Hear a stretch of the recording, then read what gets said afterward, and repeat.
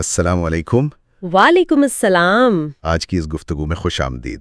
آج ہم ایک بہت ہی اہم موضوع پر بات کر رہے ہیں، نماز کے دوران حرکات اور آداب۔ جی، اور اس کے لیے ہم صحیح بخاری کی کچھ احادیث کا سہارا لے رہے ہیں۔ بالکل، خاص طور پر کتاب العمل فی الصلاۃ، یعنی نماز میں کسی عمل کے بیان کا باب۔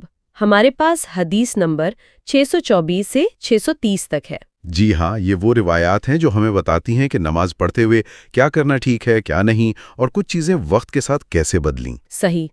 تو مقصد صرف ان کا خلاصہ نہیں، بلکہ ان کے پیچھے جو حکمت ہے، جو عملی سبق ہے، ان کو سمجھنا ہے۔ بالکل۔ آئیے پھر شروع کرتے ہیں۔ پہلی حدیث 624 عبداللہ بن مسعود رضی اللہ عنہ سے ہے۔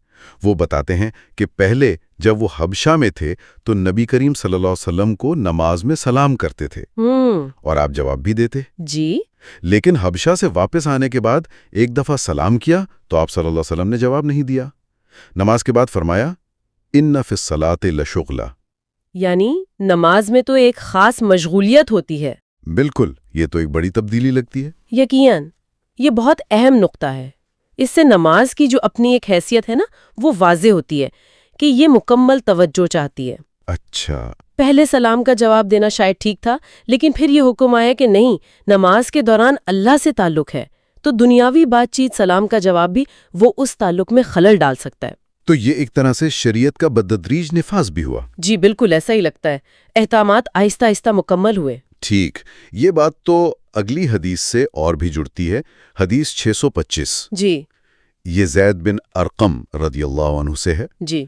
وہ کہتے ہیں کہ پہلے ہم لوگ نماز میں باتیں کر لیتے تھے، مطلب ضرورت کی بات ایک دوسرے سے کر لی اچھا۔ نماز کے دوران۔ جی ہاں۔ لیکن پھر سورۃ البقرہ کی آیت 238 نازل ہوئی، حافظوا علی الصلوات والصلاۃ الوسطی وقوموا للہ قانتین۔ نمازوں کی حفاظت کرو، خاص کر بیچ والی نماز کی، اور اللہ کے آگے ادب سے خاموش کھڑے رہا کرو۔ اس کے بعد وہ کہتے ہیں ہمیں خاموشی کا حکم دے دیا گیا۔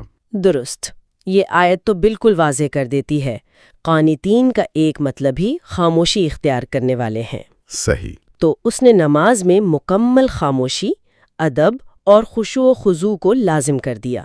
پہلے شاید کچھ گنجائش تھی، لیکن اس آیت نے صاف بتا دیا کہ اللہ کے حضور کھڑے ہونے کا مطلب ہے پوری توجہ، کوئی گفتگو نہیں۔ یعنی صرف زبان سے ہی نہیں، دل و دماغ سے بھی حاضر رہنا۔ بالکل، یہی اصل بات ہے۔ تو پہلے سلام منع ہوا، پھر بات چیت بھی، یہ سب توجہ قائم رکھنے کے لیے تھا۔ اچھا، اب جسمانی حرکات کی طرف آئیں۔ حدیث 626 جی، معقیب رضی اللہ عنہ والی۔ ہاں، وہ کہتے ہیں کہ نبی صلی اللہ علیہ وسلم نے اس شخص کے بارے میں فرمایا جو سجدہ کرتے ہوئے مٹی برابر کر رہا تھا۔ آپ صلی اللہ علیہ وسلم نے فرمایا اگر تم نے ایسا کرنا ہی ہے تو صرف ایک مرتبہ کرو، مطلب بالکل منع نہیں کیا، بس ایک حد لگا دی۔ یہ دلچسپ ہے۔ یقیناً اس سے یہ اصول ملتا ہے کہ نماز میں غیر ضروری حرکتیں نہیں کرنی۔ ٹھیک۔ اگر سجدے کی جگہ واقعی خراب ہے، کوئی کنکر ہے، تکلیف ہو رہی ہے، تو ایک بار ہٹا دو، لیکن بار بار کرنا یا بلا وجہ کرنا وہ نماز کی یکسوئی کے خلاف ہے۔ اسے مکروہ کہتے ہیں؟ جی، مکروہ یعنی ناپسندیدہ، حرام نہیں، لیکن شریعت اسے پسند نہیں کرتی، بچنا بہتر ہے۔ مقصد پھر وہی، توجہ اصل عبادت پر رہے۔ یہ فرق اہم ہے ضرورت اور غیر ضروری حرکت کا۔ اچھا، اگلی حدیث 627 اس کی ایک عملی مثال ہے۔ جی، ابو برزہ اسلمی رضی اللہ عنہ کی۔ وہ سفر میں تھے، گھوڑے کی لگام تھام کر نماز پڑھ رہے تھے، گھوڑا پیچھے ہٹنے لگا تو وہ بھی اس کے ساتھ پیچھے ہوتے گئے۔ اچھا۔ نماز کے دوران؟ جی، نماز کے دوران۔ بعد میں کسی نے پوچھا تو انہوں نے کہا کہ میں نے رسول اللہ صلی اللہ علیہ وسلم کے ساتھ غزوات میں حصہ لیا ہے، ان کی آسانی پیدا کرنے والی سنت دیکھی ہے۔ مجھے یہ زیادہ آسان لگا کہ گھوڑے کے ساتھ پیچھے ہٹ جاؤں، بجائے اس کے کہ اسے چھوڑ دوں، وہ بھاگ جائے اور مجھے بعد میں مشکل ہو۔ سبحان اللہ، یہ تو اسلام کی عملیت پسندی اور آسانی کا کتنا خوبصورت ثبوت ہے۔ واقعی، تو معمولی حرکت کی اجازت ہے۔ شرط یہ کہ نماز کے ارکان خراب نہ ہوں۔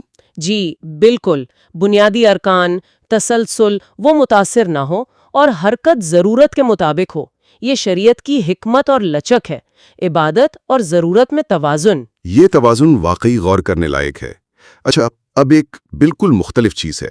حدیث 628 میں یہ حضرت عائشہ رضی اللہ عنہا سے ہے۔ جی، نماز کسوف یعنی سورج گرہن کی نماز کے بارے میں۔ ہاں، اس میں ہے کہ نبی صلی اللہ علیہ وسلم نے نماز پڑھائی اور اس دوران آپ کو جنت اور دوزخ دکھائی گئی۔ جی ہاں۔ اور آپ نے فرمایا کہ میں نے جہنم میں عمرو بن لوہائی کو دیکھا اپنی آنتیں گھسیٹتے ہوئے، کیونکہ اس نے سب سے پہلے بتوں کے نام پر جانور چھوڑنے کی رسم شروع کی تھی۔ نماز میں یہ دیکھنا، یہ تو بڑی غیر معمولی بات ہے۔ جی، یہ حدیث کئی پہلوؤں سے اہم ہے۔ ایک تو نماز کسوف کی اہمیت، یہ صرف نماز نہیں، اللہ کی نشانی پر غور، ڈر اور پناہ مانگنے کا موقع ہے۔ صحیح۔ دوسرا یہ کہ اللہ اپنے نبیوں کو نماز میں بھی غیب کے مناظر دکھا سکتا ہے، یہ نماز کی روحانی گہرائی بتاتا ہے۔ تیسرا، اس میں شرک اور بری رسمیں شروع کرنے والوں کے لیے کتنی سخت وارننگ ہے۔ عمرو بن لوہئی کا ذکر خاص اس لیے کہ اس نے عرب میں بت پرستی کو دوبارہ پھیلایا تھا۔ تو یہ سوچنے کی بات ہے کہ نماز کا روحانی پہلو کتنا گہرا ہو سکتا ہے۔ بالکل۔ اچھا، اب واپس آتے ہیں ظاہری اعمال پر۔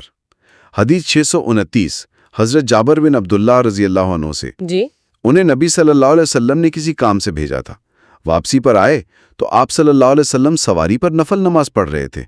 انہوں نے سلام کیا، آپ صلی اللہ علیہ وسلم نے اشارہ کیا، جواب نہیں دیا۔